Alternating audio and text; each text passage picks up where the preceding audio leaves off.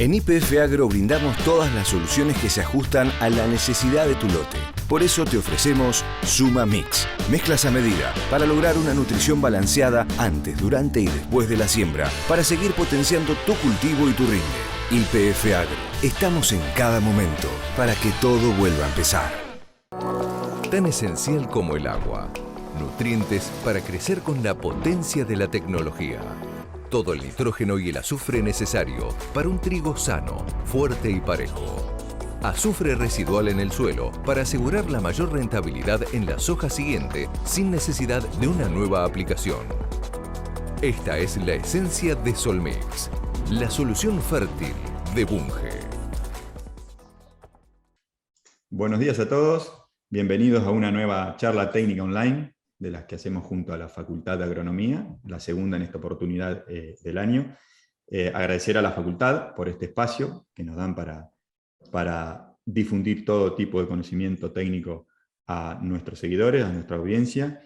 En esta oportunidad, la charla será titulada «Cómo eficientizar el uso de fertilizantes en un contexto de altos precios e incertidumbre», ¿sí? Para ello, nada más ni nada menos, contaremos con la presencia del ingeniero agrónomo PhD Fernando García. Seguramente todos los conocen. Fernando es consultor privado y docente de la Facultad de Ciencias Agrarias de Balcarce. Fernando fue director, además, regional del conocido IPNI, el International Plant Nutrition Institute, hasta 2019. Junto con él, como muchas veces los hemos tenido aquí, estará el ingeniero agrónomo doctor Nahuel Rebusi Calvo, investigador de CONICET, docente en la Facultad de Ciencias Agrarias de la Universidad Nacional de Mar del Plata y coordinador técnico de Fertilab, del Laboratorio de Análisis de Suelo Fertilab. Así que es un gusto tenerlos los dos aquí, ya en una repetida oportunidad. Los saludos, ¿cómo se encuentran? Buenos días. ¿Todo bien por allá? Sí, buenos días, Ramiro. Buenos días, Ramiro. Un placer para mí poder participar de este tipo de reuniones. Bueno, el gusto es nuestro, como saben. Sencillamente contarle a la audiencia que van a poder hacer todas las consultas que quieran a Fernando y a Nahuel.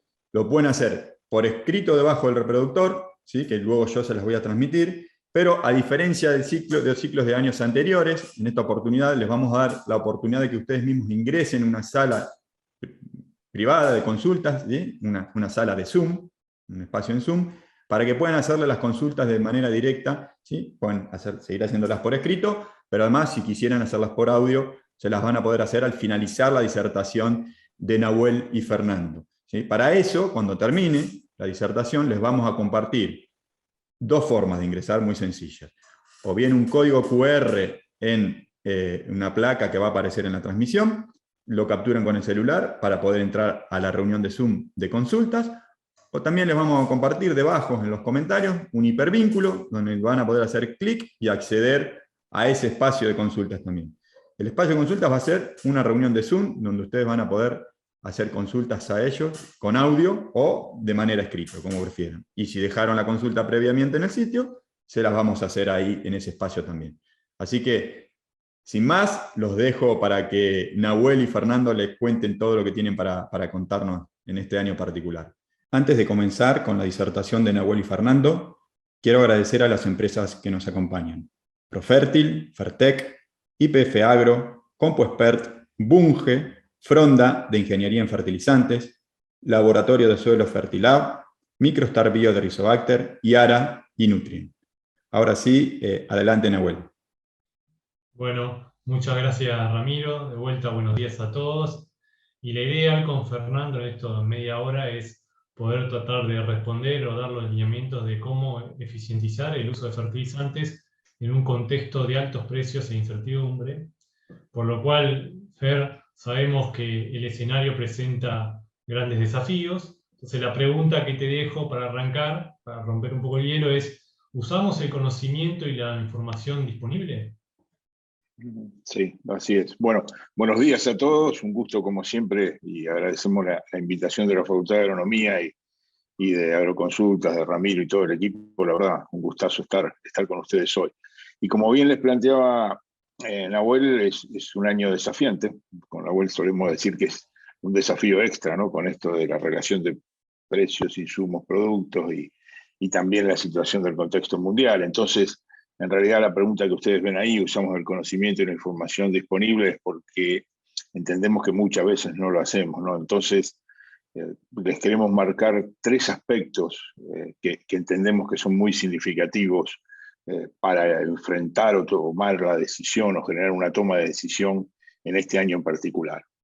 En primer lugar, lo que les proponemos es que se analicen las relaciones de precio, insumo, producto. Sabemos que es más alta, cuál es la actual, ahora vamos a ver un poquito algo de eso, pero sabemos que es más alta que otros años, cómo se compara con esos años, y bueno, cómo podemos utilizar esa información para generar una toma de decisión.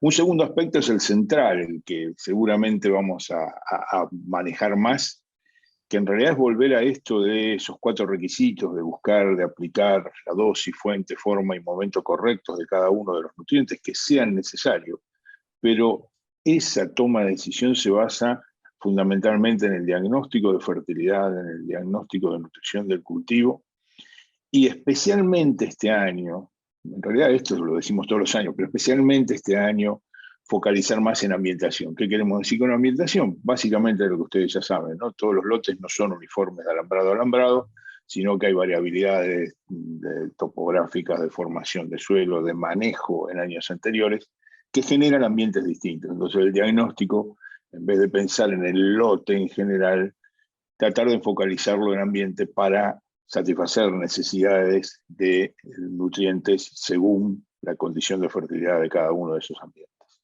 Y el tercer punto, por ahí lo vamos a dejar un poquito más para discusión si ustedes quieren, pero que no queremos dejar de lado en esta aproximación inicial, es eso de considerar todas las fuentes que le dice ahí, ¿no es cierto? Es decir, fuentes de nutrientes, uno siempre dice, bueno, hay que aplicar fertilizante. No, pero la primera fuente de nutrientes es la fertilidad de los lotes. Entonces la construcción y el mantenimiento de la fertilidad de los lotes a lo largo de los años, a través del manejo del suelo, del manejo de cultivos que hacemos, es vital para disponer de esos nutrientes en el suelo. Hoy vamos a hablar más de fina, pero cuando hablemos de gruesa vamos a hablar de aportes de cultivos en la rotación, como pueden ser leguminosas de cobertura, como una vicia. Y también en considerar todas las fuentes, ahí rescatamos el tema de los reciclados. Cuando hablamos de reciclado hablamos de fluentes de tambo, cama de pollo, cualquier reciclado que podamos tener a mano y podamos utilizar, generalmente con buena dotación o buen abastecimiento de nutrientes. Nos quedan ahí los recursos minerales locales, se dan en algunas situaciones en particular, y eventualmente la ayuda y el apoyo o la mejora en eficiencia que nos pueden dar todo lo que son los biológicos. Entonces, para ir al primer punto, eso de analizar relaciones de precio, insumo, producto, lo que preparamos con Nahuel fue un poco esta tablita que ustedes ven ahí a la izquierda, que hace referencia a cuántos kilos de trigo por kilo de nitrógeno, por kilo de fósforo, por kilo de azufre, debo pagar para un precio determinado de trigo, que son las columnas, o de urea, monoamónico y seso, que son las filas. A modo de ejemplo, simplemente, si ustedes toman un precio de trigo de $250 por tonelada y una urea de 1.400, eso implica que me cuesta 12 kilos de trigo cada kilo de nitrógeno. Si sigo con el mismo precio de trigo y voy a un MAP de 1.600, cada kilo de fósforo me cuesta 28 kilos de trigo. Y si sigo hacia abajo y digo, bueno, ¿cuánto me cuesta en términos de kilos de trigo el kilo de azufre? Y tomo un seso de 400, el costo va a ser de 8 kilos de trigo por kilo de azufre. Esta información es importante, hay que revisarla. Obviamente, estas relaciones de precio son mayores que en otros años. Simplemente recordarles, el año pasado eran mucho mejores, ni que hablar en el 2020. Esto es para que lo recuerden para el próximo ciclo. Pero ¿por qué son importantes, les decía? Porque las debemos comparar contra lo que tenemos como eficiencia de uso normalmente o respuesta en kilos de grano por kilo de nutriente en los ambientes con deficiencia. Entonces, fíjense, en ambientes con deficiencia podemos obtener de 10 a 30 kilos de trigo por kilo de N, 40 a 60 por kilo de P, 40 a 80 por kilo de S. Entonces, La comparación de esas respuestas con la tablita o los valores de la tablita que ustedes puedan considerar que está a la izquierda, nos va a dar idea si podemos tener una respuesta rentable o no. Claramente ustedes ven que aún con estas relaciones de precio altas, en los ambientes con deficiencias puede haber una respuesta no solamente productiva, sino también rentable, ¿sí? Tengan en cuenta que cuando hablamos de trigo, de cebada, de cultivos de fina, en el caso de fósforo y de azufre, además de la respuesta que podamos tener en esos cultivos invernales, podemos tener la respuesta residual del fósforo y el azufre en la soja de segunda, que normalmente sucede a esos cultivos de trigo o de cebada. Entonces, conclusión de esta primera parte, básicamente las relaciones de precios son más altas que otros años, son muy altas, se comparan por ahí con otros años anteriores, hace unos tiempos, digamos. Pero bueno, tenemos una brecha ahí interesante en la que podemos captar respuesta rentable a la aplicación de nutrientes. El centro es determinar esos ambientes con deficiencia y qué nivel de deficiencia tienen. Por eso nos vamos a apoyar mucho en lo que decíamos en la segunda pauta que les marcábamos, en el diagnóstico y la ambientación. Entonces, para empezar un poco este caminito, repasar algunos tips en este rato que tenemos disponible. El escenario presenta desafíos. ¿Qué hacemos entonces para empezar con el nitrógeno? Así que, Nahuel, ¿qué nos marcás para el tema del nitrógeno? Bien, gracias, Fernando. Bueno, como ustedes saben, si hablamos de cultivos, sea el invierno de trigo y cebada, el nitrógeno siempre decimos que es como nuestra bala de plata para construir rendimiento y calidad, ¿no? Entonces, siempre tenemos que recordar esta relación, ¿no? Cuando trabajamos con nutrientes móviles como el nitrógeno, es muy importante definir claramente la demanda de nitrógeno, y eso es, en definitiva, ponerle número al rendimiento objetivo y a la proteína objetivo que quiero obtener. O sea, hay que tener en claro que esa demanda es la que me tracciona en definitiva los niveles críticos o las necesidades. Entonces lo primero que nos tenemos que asegurar es ser muy precisos en la definición de la demanda, o sea, cuánto queremos producir y de qué calidad. Eso me va a definir el nivel crítico. Si tomamos como ejemplo lo que requerimos, la demanda para producir 1 tonelada de trigo, como figura ahí, fíjense que en la planta tienen que entrar alrededor de 30 kilos de nitrógeno y en el suelo tiene que haber aproximadamente 55 kilos de N por hectárea. Como ven, siempre en el suelo tiene que haber más que en la planta, porque obviamente la recuperación del nitrógeno del sistema, como nosotros decimos, no es del 100%. O sea, en la planta, el suelo es 55, la planta toma 30 y con eso construye 1 tonelada con 11% de proteínas. Nadie va a producir 1 tonelada de trigo de cebada, es para que comprendan cómo es el mecanismo, y después uno puede ponerle la cantidad de rendimiento o los kilos que uno quiere producir. Entonces, definimos claramente el rendimiento objetivo y la proteína objetivo, porque eso nos va a definir, como vamos a ver, el nivel crítico para el nitrógeno, y por otro lado tenemos que ponerle números al otro componente, o sea, la oferta actual de nitrógeno, que es el nivel de nitrógeno en presiembra que medimos 0,60 centímetros. Acá un parate, y les recuerdo que solamente se muestrea aproximadamente el 30% de los lotes que van a fina, o sea que hay un 70% de los lotes en los cuales se fertiliza, pero fertiliza sin conocer lo que tiene el suelo respecto a la oferta actual, y ni hablar respecto a la oferta potencial que podemos estimarla con el NAN. O sea, el NAN es un estimador, con nitrógeno incubado en anaerobiosis, un estimador del aporte que va a hacer ese suelo por mineralización desde las fracciones orgánicas lábiles durante el ciclo de cultivo. Entonces, miramos la foto, que es el nitrógeno inicial, vemos qué va a pasar durante el ciclo de cultivo con la mineralización, me refleja un poco la calidad del lote, la historia agrícola y uso de ese suelo, y después, obviamente, tenemos que mirar un poco el efecto antecesor, que puede generar un crédito o una penalidad en cuanto a la dinámica de nitrógeno en el cultivo de fina. Entonces, definimos claramente demanda, tratamos de ponerle números a la oferta, a cada uno de estos componentes de la oferta, y por diferencia entre oferta y demanda, definimos la dosis, ¿tá? A modo de ejemplo, queremos compartir con ustedes, imagínense que yo quiero producir para esta campaña un trigo, una cebada de 5.000 kilos o 5 toneladas con 11% de proteína, ¿tá? yo medí la foto inicial y me da esos 50 kilos hasta 60 centímetros, y medí en un lote el NaN y me da 40 ppm. ¿Tá?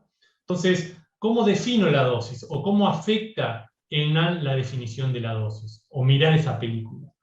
El caso típico sería decir, bueno, mi demanda, si dijimos que para 1 tonelada necesitábamos que en la planta entren 30 kilos, para 5 toneladas vamos a necesitar 150 kilos que entren a la planta, y en el sistema decíamos 55 por tonelada, para 5 toneladas serían esos 2,75 que aparece ahí.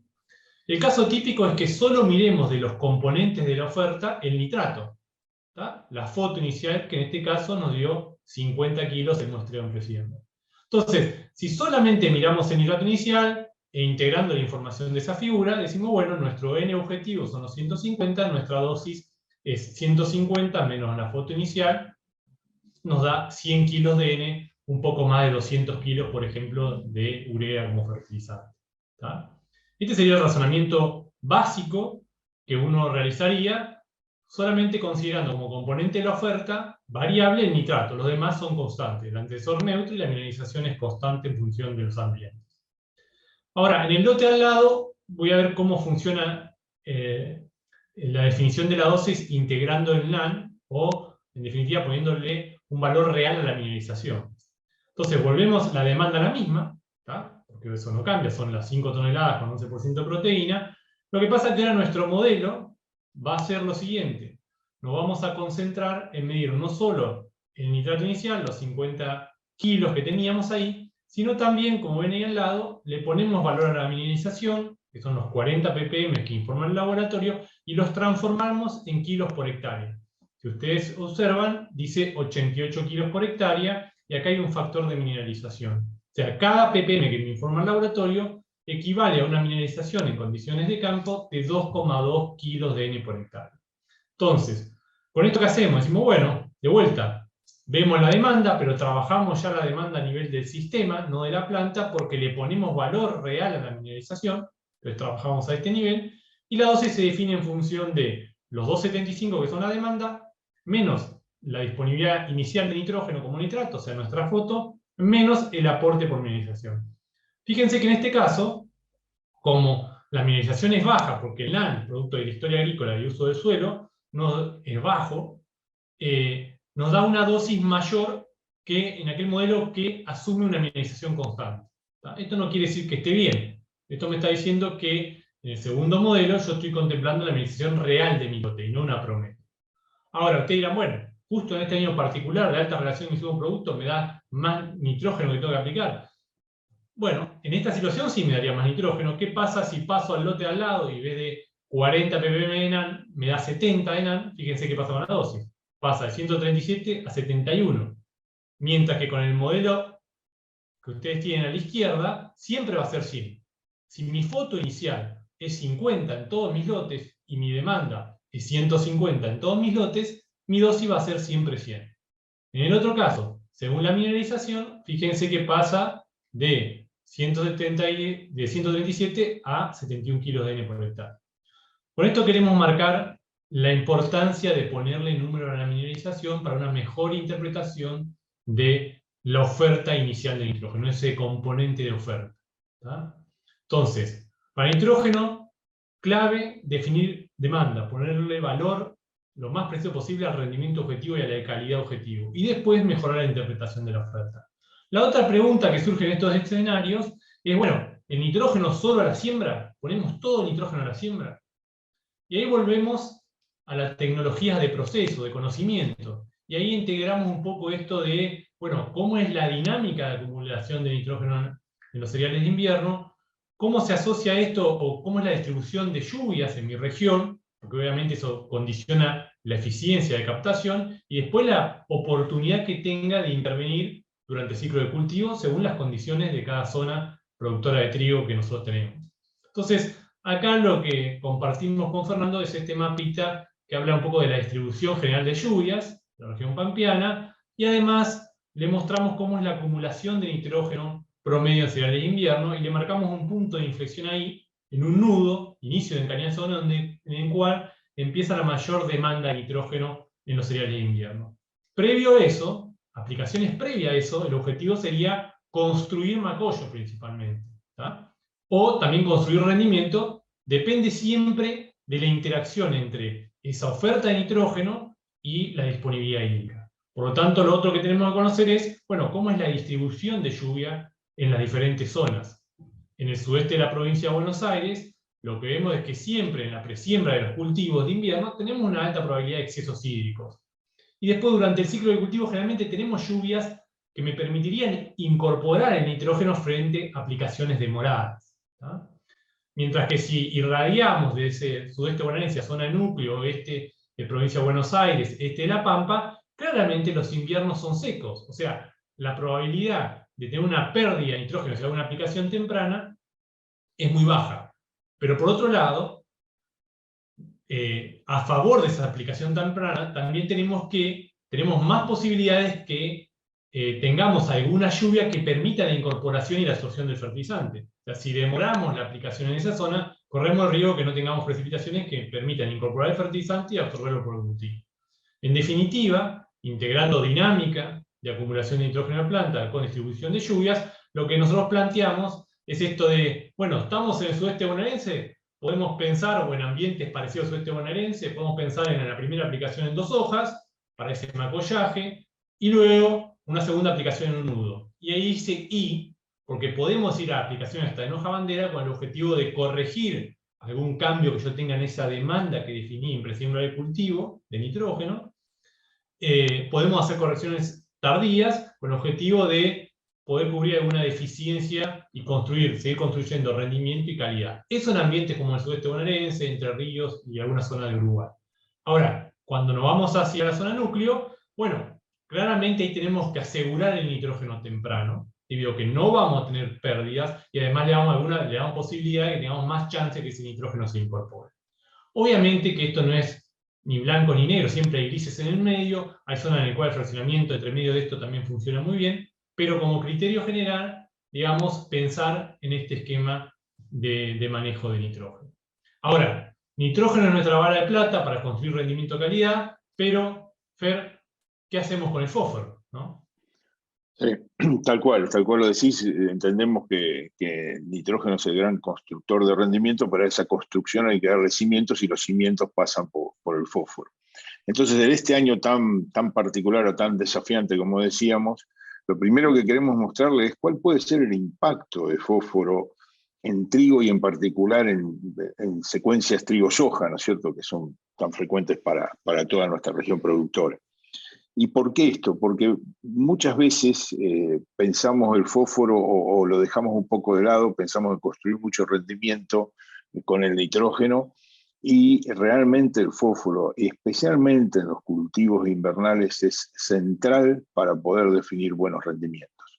Lo que queremos simplemente mostrarle en una serie de figuras acá es lo que sucedió en 20 años de la red de nutrición de los CREA Sur de Santa Fe. Esto es norte de Buenos Aires, sur de Santa Fe, sudeste de Córdoba, centro de Santa Fe también. Y lo que nos está mostrando esa primera figura ahí son los rendimientos de trigo para 5 ensayos de larga duración, 5 establecimientos, y los barras nos muestran los rendimientos promedio de trigo sin fósforo, NS, la barra amarilla, y con fósforo, NPS, la barra verde. Como ven ustedes, hay diferencias que para el caso del ensayo de la izquierda son casi de 1.500 kilos, y van bajando esas diferencias hasta diferencias en el caso del ensayo más hacia la derecha, de unos 500 kilos, no más de eso. Bueno, eso es lo que vemos en el trigo, ¿no es cierto? ¿Qué vemos en la soja de segunda que sigue ese trigo? La figura que está abajo, que aparece ahí abajo.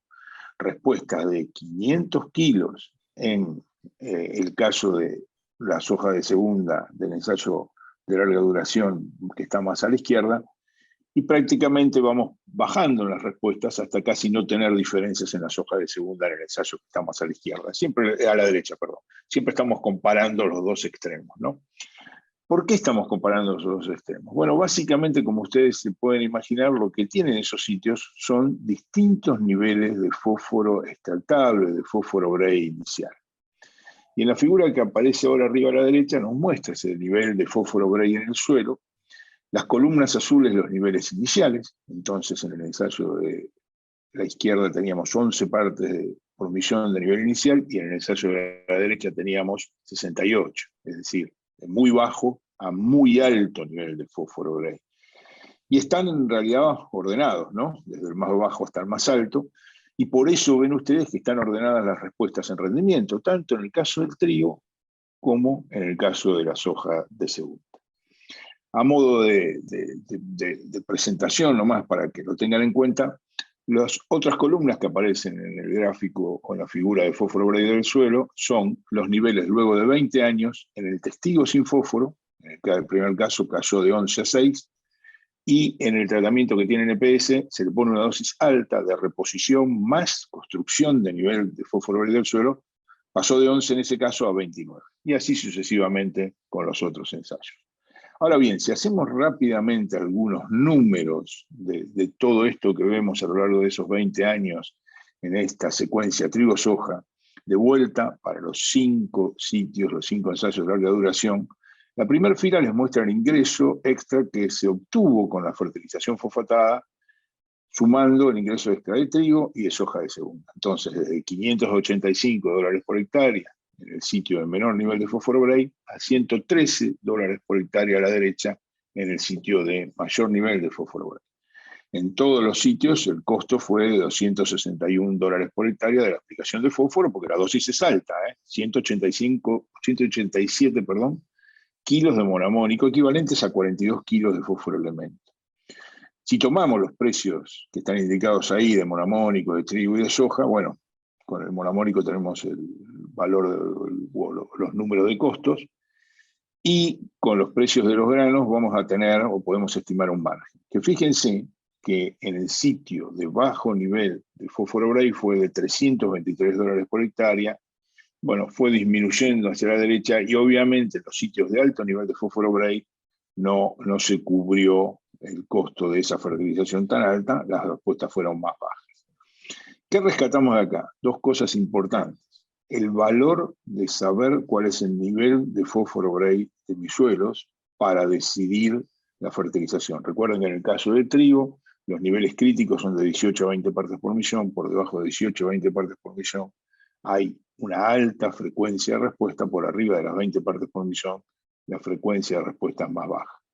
Y lo segundo es, tengan en cuenta que acá aplicamos dosis muy altas, construyendo el nivel de fósforo del suelo, así que en realidad a ese ingreso extra que obtuvimos en la respuesta del trigo y de soja le deberíamos sumar, no lo hicimos acá, el valor del incremento en los niveles de fósforo Bray en la situación del tratamiento NPS que les mostramos en la figura superior.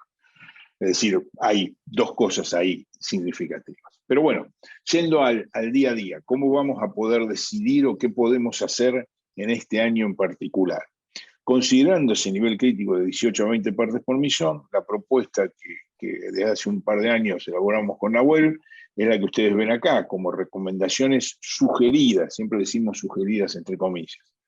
La tablita primera que aparece ahí a la izquierda es la dosis de suficiencia, la que cuando hablamos de fósforo se reconoce como la dosis que hay que aplicar según el nivel de fósforo Bray del suelo, que ahí va de menos de 10 hasta más de 30, según ese nivel de fósforo Bray, lo que habría que aplicar para que el cultivo siguiente, el trigo, la cebada siguiente, no tengan deficiencias de fósforo. Entonces, obviamente, a medida que sube el nivel de fósforo Bray, la dosis es menor. Esa es una dosis de suficiencia, nosotros siempre decimos con Nahuel que es una dosis de suficiencia plus, porque está un poquito más arriba de por ahí lo que podríamos hacer, pero tengamos muy en cuenta que siempre estos trigos y cebada generalmente lo sigue una soja. Y la figura que va a aparecer a la derecha es la otra filosofía, el otro criterio que hay cuando uno tiene que recomendar una fertilización fosfatada, que es no mirar solamente el cultivo que sigue, sino también tener en cuenta el fósforo del suelo. El fósforo es un elemento de baja movilidad en el suelo, lo miramos más por la oferta que la demanda, ¿no es cierto? Entonces, ¿cómo podemos construir fertilidad fosfatada en el suelo? Eso es lo que plantea esas dos curvas que están ahí.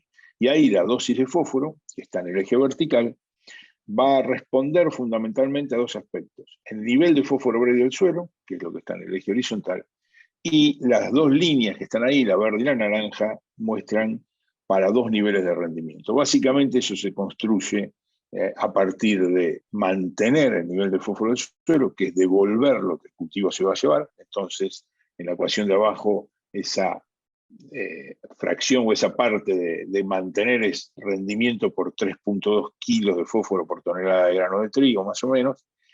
Y el segundo componente es construir fósforo del suelo, que es tratar de llevarlo a esos 20 partes por millón que están indicados ahí, y para subir cada parte por millón, por arriba de lo que se lleva el cultivo, tenemos que estar aplicando alrededor de 3 kilos de fósforo. Esa es la construcción que está ahí. Obviamente, en un año más difícil como este, uno se inclina más, o generalmente estamos escuchando más una inclinación a dosis de suficiencia que a dosis de construir. Pero ténganlas muy en cuenta. El 2020, incluso el 2021, fueron años excelentes para construir fósforo en el suelo, ¿sí?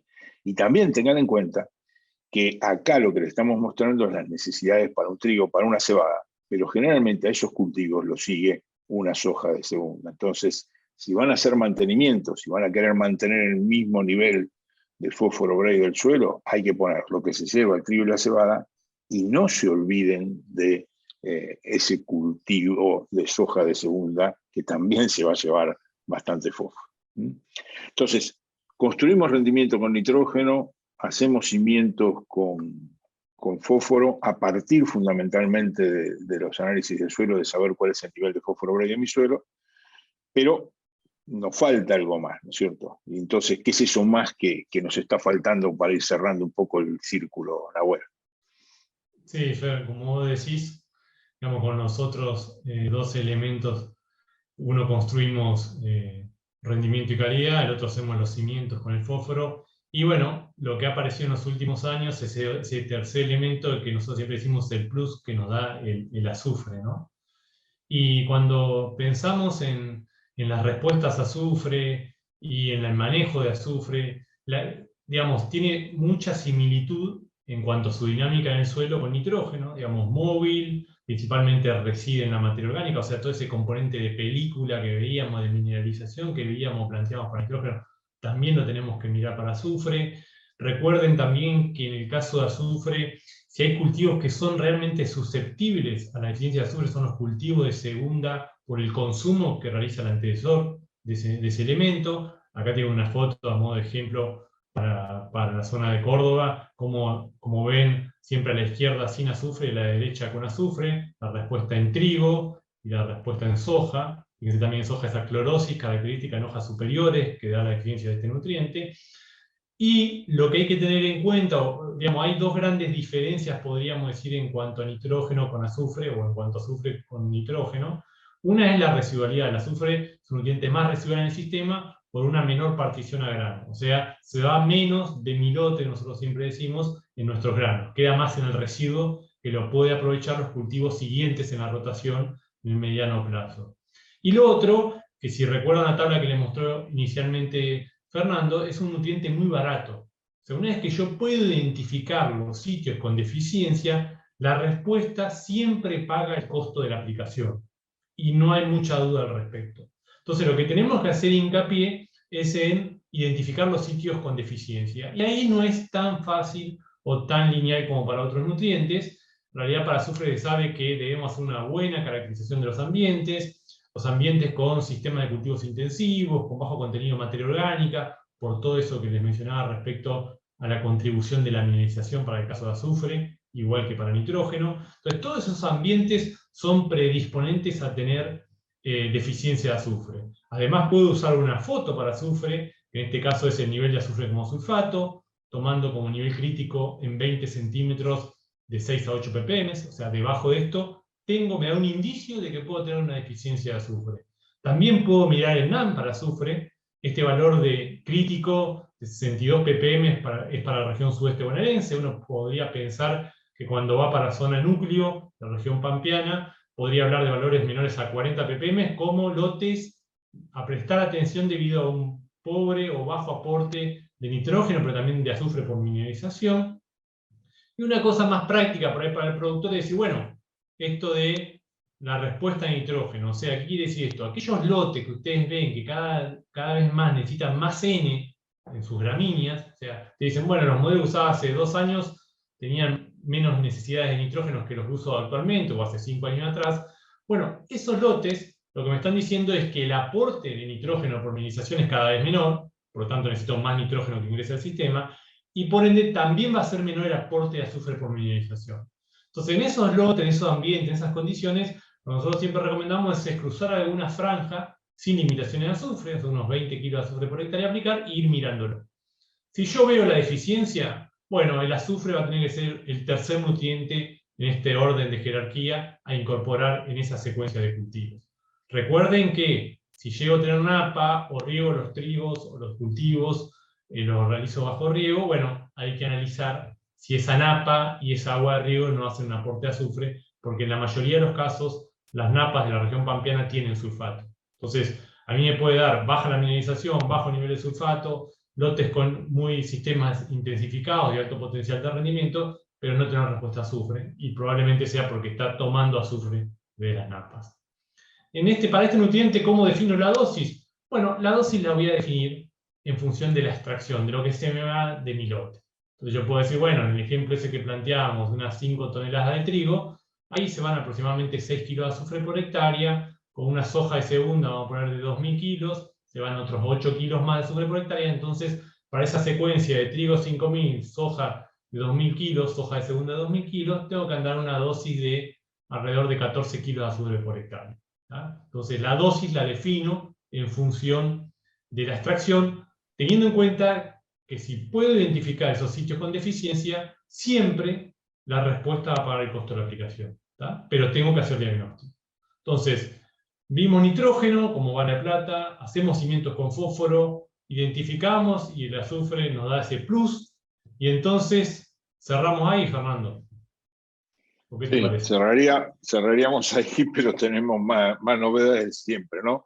Digamos, y un poco la caída de fertilidad lógica a través de los años de agriculturización de nuestro suelo nos lleva a que aparezcan, como ustedes bien saben, por ejemplo, deficiencias de zinc, que primariamente aparecieron en el caso de maíz, o fue lo inicial allá por el sur de Córdoba, y después bastante extendidas, y esas mismas respuestas que vemos a zinc en maíz también se están dando en otros cultivos como soja, y en este caso le queremos mostrar lo de trigo.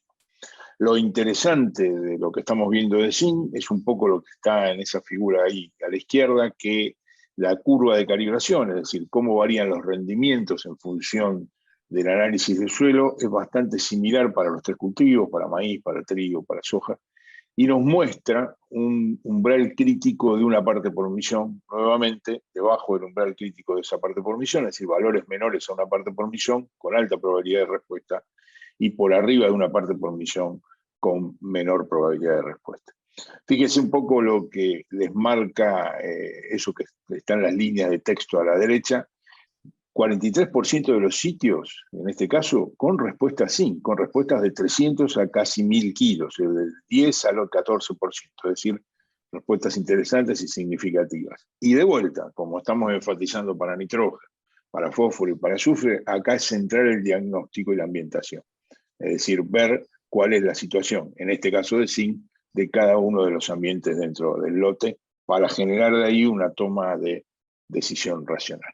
Entonces, un poco para ir cerrando esta presentación, esta breve introducción, digamos, porque hay muchas cosas acá que podemos llegar a discutir después, nuestro énfasis con Nahuel es decirles que consideren el sistema, es decir, estamos hablando acá, o tratamos de comentar, discutir algunos aspectos que hacen a la nutrición del cultivo de trigo, de cebada, de la secuencia trigo, cebada, soja, pero obviamente la nutrición no es la única condición. Es necesaria, pero no suficiente para obtener cultivos de alto rendimiento y buenas rentabilidades. Así que hay que considerar el lote, revisarlo, meterle pala, ideal. Y también les enfatizamos esto de que los tratamos por separado a cada uno de los 4 que hablamos, nitrógeno, fósforo, azufre y zinc. Pero en realidad es una nutrición balanceada, hay que considerarlos a todos esos nutrientes a partir de ese diagnóstico adecuado. Y lo importante es construir un relato con datos, como se indica ahí, ¿no? Es decir, tratar de generar una toma de decisión a partir del conocimiento y la información existente, que es bastante bastante o está en buena cantidad disponible en los últimos años. Eso es lo que normalmente referimos como la nutrición en base a evidencias. Así que bueno, con esto, Ramiro, cerraríamos un poco la presentación, capaz que nos fuimos algunos minutos de lo previsto. Agradecerte a vos y a todo el equipo de Agroconsultas, como siempre, y a la facultad la invitación. Y bueno, tanto Nahuel como yo quedamos a disposición. No sé, Nahuel, si querés hacer un comentario final. No, agradecer y sumarme a tus comentarios, agradecimiento tanto a Agroconsultas como a la UBA por la invitación. Y bueno, estamos disponibles para el intercambio. Gracias. Bueno, muchísimas gracias a ambos, como siempre clarísima la exposición. Y ahora, como habíamos comentado al inicio, invitamos a toda la audiencia a que pase a un espacio de consultas en una reunión de Zoom, para la cual le vamos a compartir ahora, tan pronto como yo termine de hablar, una placa donde van a encontrar o un QR que podrán escanear con el celular para ingresar a la reunión de Zoom y poder hacerle consultas, o sencillamente escuchar consultas de otros, o escuchar la discusión que se pueda dar entre Nahuel, Fernando y algún usuario que consulte. Y eso, como les digo, lo pueden hacer por el QR, o también les vamos a dejar debajo en los comentarios un link para que puedan hacer clic e ingresar a esa reunión. Así que, sin más, vuelvo a agradecerle a Fernando, a Nahuel y obviamente a la facultad por darnos el espacio, y los esperamos a todos en el espacio de consulta. Antes de eso, quiero agradecer a las empresas que nos acompañaron en esta charla: Profertil, Fertec, IPF Agro, Compoexpert, Bunge, Fronda, de Ingeniería en Fertilizantes, Laboratorio de Suelos Fertilab, Microstar Bio de Rizobacter, Yara y Nutrien. Nutrimax es la innovación en nutrición. Sus gránulos enriquecidos con zinc y recubiertos con anti-dust se agregan a mezclas NPS balanceadas. De esta forma se garantiza una excelente distribución en el suelo de los macro y micronutrientes, posicionándolos de manera óptima para la nutrición de tus cultivos.